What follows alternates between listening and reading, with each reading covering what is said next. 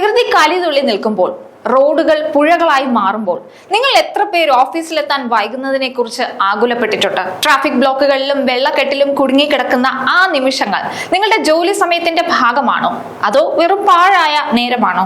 യുഎഇയിലെ പ്രവാസികൾക്കിടയിൽ കനത്ത മഴക്കാലങ്ങളിൽ ഉയരുന്ന ഏറ്റവും വലിയ ചോദ്യമാണിത്. നിയമത്തിന്റെ നൂലാമാലകൾക്കിടയിൽ ഒളിഞ്ഞിരിക്കുന്ന ഈ ചോദ്യത്തിനുള്ള ഉത്തരം നിങ്ങളുടെ തൊഴിൽ കരാറിലും മന്ത്രാലയത്തിന്റെ പ്രത്യേക നിർദ്ദേശങ്ങളിലും ഉണ്ട്.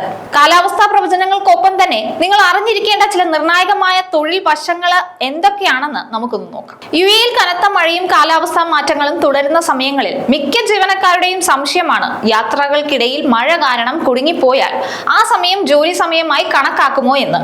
എന്നാൽ ഇതിനുള്ള കൃത്യമായ ഉത്തരം യുഎഇ തൊഴിൽ നിയമത്തിൽ വ്യക്തമാക്കുന്നുണ്ട്. യുഎഇ തൊഴിൽ നിയമപ്രകാരം വീട്ടിൽ നിന്ന് ഓഫീസിലേക്കും തിരിച്ചും ഓഫീസിൽ നിന്ന് വീട്ടിലേക്കുമുള്ള യാത്രാ സമയം ജോലി സമയമായി കണക്കാക്കില്ല. നിങ്ങൾ സ്വന്തം കാറിലാണോ, പൊതുഗതാഗതത്തിലാണോ, അതോ കമ്പനി ബസ്സിലാണോ വരുന്നത് എന്നതും ഇതിൽ ബാധകമല്ല. അതിനാൽ നിങ്ങളുടെ ജോലി സമയം ആരംഭിക്കുന്നത് നിങ്ങൾ ഓഫീസിൽ എത്തുമ്പോൾ മാത്രമാണ്. കനത്ത മഴ, വെള്ളപ്പൊക്കം തുടങ്ങിയ അസാധാരണ സാഹചര്യങ്ങളിൽ ഈ നിയമത്തിൽ ചില ഇളവുകൾ ഉണ്ടാകാനുള്ള സാധ്യത കൂടുതലാണ്. ദേശീയ കാലാവസ്ഥാ നിരീക്ഷണ കേന്ദ്രം കനത്ത മഴയോ റെഡ് അലേർട്ടോ പ്രഖ്യാപിക്കുകയും റോഡുകളിലെ വെള്ളക്കെട്ട് കാരണം നിങ്ങളുടെ യാത്ര തടസ്സപ്പെടുകയും ചെയ്താൽ ആ സമയം ജോലി സമയമായി കണക്കാക്കും.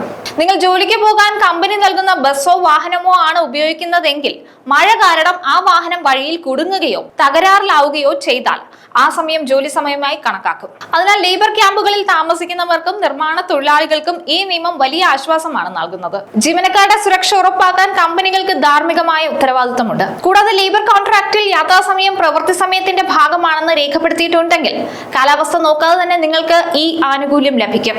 യാത്രാസമയം ജോലി സമയമായി കണക്കാക്കിയാൽ പോലും അത് നേരിട്ട് ഓവർ ടൈമായി മാറണമെന്നില്ല. ഇനി നിങ്ങളുടെ ആ ദിവസത്തെ ആകെ ജോലി സമയം 8 മണിക്കൂറിൽ കൂടുതലായി വരികയാണെങ്കിൽ മാത്രമേ ഓവർ ടൈം നിയമങ്ങൾ ബാധകമാവുകയുള്ളൂ. കൂടാതെ ഈ മാറ്റങ്ങൾ നിങ്ങളുടെ കമ്പനിയുടെ പോളിസിയെയും കരാറിനെയും കൂടി ആശ്രയിച്ചിരിക്കും. യുഎഇയിൽ മോശം കാലാവസ്ഥയുള്ളപ്പോൾ ജീവനക്കാർക്ക് വർക്ക് ഫ്രം ഹോം നൽകണമെന്ന് അധികൃതർ കമ്പനികളോട് ആവശ്യപ്പെടാറുണ്ട്. എന്നാൽ ഇത് നിയമപരമായി നിർബന്ധമല്ല. ഓരോ കമ്പനിയുടെയും സൗകര്യം അനുസരിച്ചാണ് ഇത് തീരുമാനിക്കുന്നത്. എങ്കിലും ജീവനക്കാരുടെ സുരക്ഷയ്ക്കാണ് മുൻഗണന നൽകേണ്ടതെന്ന് മന്ത്രാലയം വ്യക്തമാക്കുന്നുണ്ട്. മാനുഷിക പരിഗണന മുൻനിർത്തി മന്ത്രാലയം പുറപ്പെടുവിക്കുന്ന പ്രത്യേക സർക്കുലറുകൾ പലപ്പോഴും സാധാരണ യാത്രാ നിയമങ്ങൾക്കും മുകളിലായിട്ടാണ് പരിഗണിക്കപ്പെടുന്നത്. കനത്ത മഴ, പ്രളയം അല്ലെങ്കിൽ മറ്റ് പ്രകൃതിക്ഷോഭങ്ങൾ ഉണ്ടാകുമ്പോൾ ministry of human resources and emiratisation അഥവാ മൊഹ്റ പ്രത്യേക സർക്കുലറുകൾ പുറപ്പെടുവിക്കാറുണ്ട്. ഈ സമയത്ത് സാധാരണ നിയമത്തേക്കാൾ പ്രാധാന്യം ഈ പ്രത്യേക ഉത്തരവിനായിരിക്കും. സാധാരണ സാഹചര്യങ്ങളിൽ നിങ്ങളുടെ യാത്രാസമയം ജോലി സമയത്തിന്റെ പരിധിയിൽ വരില്ലെങ്കിലും ഈ സമയത്ത് സാധാരണ നിയമത്തേക്കാൾ പ്രാധാന്യം ഈ പ്രത്യേക ഉത്തരവിനായിരിക്കും.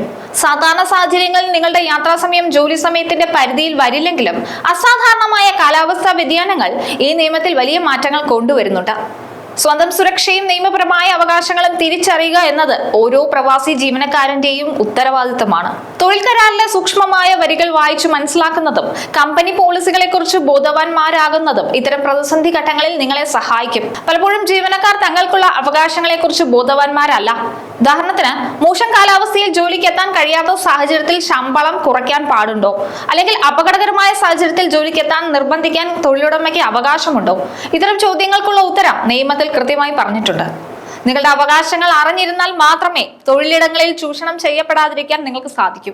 അധികൃതർ നൽകുന്ന നിർദ്ദേശങ്ങൾ പാലിച്ച് സുരക്ഷിതരായിരിക്കുക എന്നത് നിങ്ങളുടെ അവകാശം മാത്രമല്ല, ഉത്തരവാദിത്തം കൂടിയാണ്. നിയമം നൽകുന്ന ആനുകൂല്യങ്ങൾക്കൊപ്പം തന്നെ സുരക്ഷിതമായ യാത്രയ്ക്കും കൃത്യമായ ആശയവിനിമയത്തിനും മുൻഗണന നൽകി നമുക്ക് മുന്നോട്ട് പോകാം. നിയമങ്ങൾ അറിഞ്ഞു വെക്കുന്നത് എപ്പോഴും നല്ലതാണ്.